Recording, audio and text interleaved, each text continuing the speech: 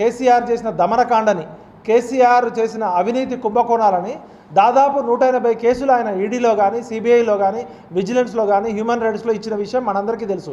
ఒకసారి పట్టభద్రులారా ఆలోచించండి. అసలు పట్టభద్రుల ఎలక్షన్స్కి రాజకీయ పార్టీలు పోటీ చేయకూడదు.